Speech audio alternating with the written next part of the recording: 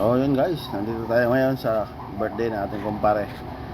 Ayan, kain muna tayo. At syempre, konti lang. Ayan may nilabas na sinampalukang kambing. Ayan tingnan nyo, napakasarap. Tapos ito, kaldereta.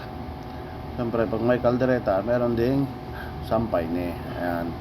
At saka, pag meron ganyan, alam nyo na ang kasunod nyan. May 4. Ayan, kasama ko kain kumparing EJ.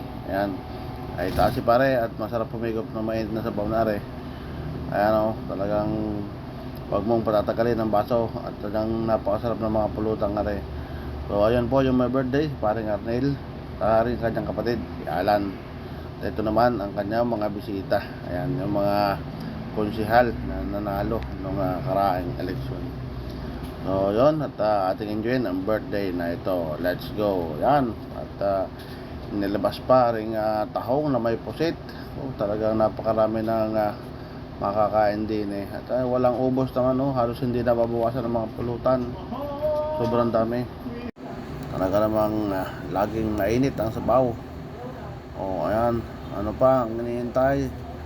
Wala ka nang masasabi din At talaga nga rin naman parang hindi nagagalaw At yun lang laging mainit na sabaw. So ayan na ang ating mga kasama na nandito ngayong gabing ito. So salamat sa nag-imbita sa aking paring Arnel at kanyang kapatid kay Alan. So happy birthday sa inyong dalawa. At ay tuloy na rin. Talagang hindi na babawasan talaga ang pulutan.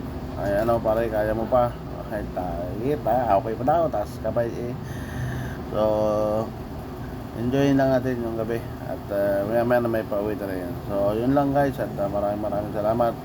At muli happy birthday sa my birthday. At thank you so much sa panonood. And God bless us all. Thank you so much. Bye bye. Peace out.